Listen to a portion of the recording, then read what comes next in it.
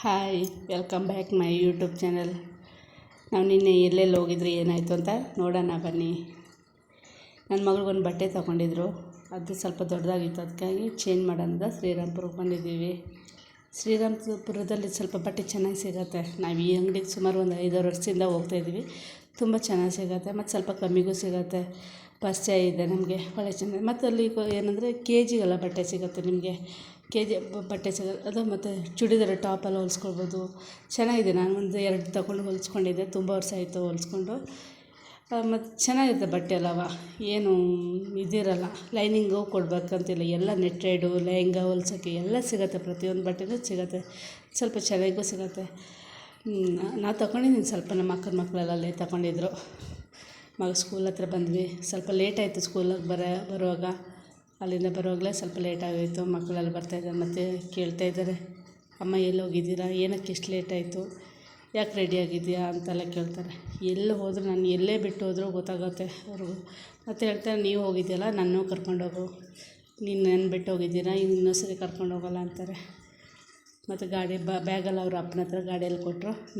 ಗಾಡಿಯಲ್ಲಿ ಹೋಗೋದು ಇಲ್ಲ, ನಡ್ಕೊಂಡು ಬರ್ತೀನಿ ಅಂತ ಅಂದರು. ಹಂಗೆ ನಡ್ಕೊಂಡು ಬಂದ್ವಿ ಮನೆಗೆ. ನನ್ನ ಮಗಳು ಹೊಟ್ಟೆ ಹಸಿತೈತೆ ಅಮ್ಮ, ಫುಲ್ ಸುಸ್ತಾಗಿದೆ ಅಂತ ಇದ್ದಾಳೆ. ಆಮೇಲೆ ಅನ್ನ ಸಾರು ತಿನ್ನು ಬಾ ಅಂತಂದು, ಅನ್ನ ಸಾರು ಬೇಡ ನನಗೆ ಅಂತ ಹೇಳ್ತಾಳೆ. ಊಟ ಮಾಡೋದಂದರೆ ಆಗೋಲ್ಲ ಈಗಿನ ಮಕ್ಕಳಿಗೆ. ಬೇಕಾದ್ರೆ ಅಂಗಡಿ ತಿಂಡಿ ತಿಂತಾರೆ ಚೆನ್ನಾಗಿ. ಅದಕ್ಕೆ ನಾನು ದೋಸೆ ಮಾಡ್ಕೊಡ್ತೀನಿ, ದೋಸೆ ತಿಂತೀರಕ್ಕ, ಸರಿ ಆಯಿತು ಅಮ್ಮ ಮಾಡಿಕೊಡು ಅಂತ ಅಂದಳು. ಮತ್ತು ಆಮೇಲೆ ಅಮ್ಮ ಚಟ್ನಿ ಇದೆಯಾ ಅಂತ ಕೇಳಿದ್ಲು. ಚಟ್ನಿ ಏನಾದ್ರು ಪಲ್ಯ ಇದೆಯಾ, ಇಲ್ಲ ಅಮ್ಮ ಏನಿಲ್ಲ, ಚಟ್ನಿ ಪಲ್ಯ ಇಲ್ಲವ, ಸಾಂಬಾರು ಇದೆ ಹಾಕ್ಕೊಡ್ತೀನಿ ಅಂತ. ಸರಿ ಆಯ್ತಮ್ಮ ಮಾಡಿಕೊಡು ಅಂತ ಹೇಳಿದ್ಲು. ದೋಸೆ ನನಗೂ ತುಂಬ ಇಷ್ಟ ಆಗುತ್ತೆ, ಆದರೆ ಇಲ್ಲ ನಾನೇ ಮಾಡ್ಕೊಂಡು ತಿನ್ನೋದು ತಣ್ಣಗಾಗಿರುತ್ತೆ. ನಮ್ಮ ಮನೆಗೆ ಹೋದಾಗ ನಮ್ಮ ಅಕ್ಕ ಮಾಡಿಕೊಡ್ತಾಳೆ, ಬಿಸಿ ಬಿಸಿ ದೋಸೆ ಮಾಡಿಕೊಡ್ತಾಯಿರ್ತಾಳೆ, ನಮ್ಮ ಚೇರಲ್ಲಿ ಕೂತ್ಕೊಂಡು ತಿಂತಾಯಿರ್ತೀನಿ. ಮತ್ತು ಮೀನು ಸಾರು ತುಂಬ ಚೆನ್ನಾಗಿರುತ್ತೆ.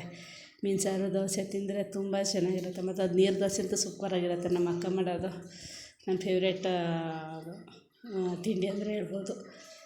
ಮಕ್ಕಳಲ್ಲಿ ಹೋಮ್ವರ್ಕ್ ಮಾಡ್ತಾಯಿದ್ದಾರೆ, ಪಾರ್ಕ್ ಹೋಗಬೇಕಲ್ವ ಅಂತ. ನಾನು ಯಾವ ಪಾರ್ಕ್ ಹೋಗ್ತೀವಿ ಇವತ್ತು, ನಾನು ಬರ್ತೀವಿ ಅಂತ ಹೇಳ್ತಾಯಿದ್ದಾರೆ. ಸ್ವಲ್ಪ ಬೇಗ ಹೋಮ್ವರ್ಕ್ ಮುಗಿಸ್ತಾ ಇದ್ದಾರೆ. ಇನ್ನೂ ಸ್ವಲ್ಪ ಬರೆಯೋದಿದೆ, ಬಂದುಬಿಟ್ಟು ಬರೀತೀವಮ್ಮ, ನಾವು ಹೋಗಿ ಬರೋಲ್ಲ ಅಂತ ಹೇಳ್ತಾಯಿದ್ದಾರೆ. ನಾನು ಎಕ್ಸಸೈಸ್ ಮಾಡಿದೆ ಸ್ವಲ್ಪ. ನನ್ನ ಮಗಳು ಕೋತಿ ಥರ ಆಡ್ತಾಯಿದ್ದಾಳೆ, ಉಲ್ಟಾ ಪಲ್ಟೆಲ್ಲ ತಿರ್ಕೊಂಡು ನೋಡಿ. ನೋಡೋಕ್ಕೆ ಒಂದು ನಗು, ಎಷ್ಟೇ ಬೇಜಾರಾಗಿರಲಿ ನನಗೆ ಅವಳ ಹತ್ರ ಮಾತಾಡಿದಾಗ, ಅವಳು ನೋಡಿದಾಗ ನಗು ಬರ್ತಾಳೆ, ನಗಿಸ್ತಾಳೆ. ಮತ್ತು ನನ್ನ ಚಿಕ್ಕ ಮಗಳು ನೋಡಿ ಹೇಗೆ ಮಾಡ್ತಾಯಿದ್ದಾಳೆ. ನನಗಿಂತ ದಪ್ಪ ಇವರೇ ಇದ್ದಾರಲ್ವ, ಅದಕ್ಕೆ ಇವರೆಲ್ಲ ಮಾಡ್ತಾಯಿದ್ದಾರೆ ತುಂಬ ಎಕ್ಸಸೈಜ್. ನನಗಿಂತ ದಪ್ಪ ಇವರೇ ಇದ್ದಾರೆ, ಅದಕ್ಕೆ ಮಾಡ್ತಾಯಿದ್ದಾರೆ.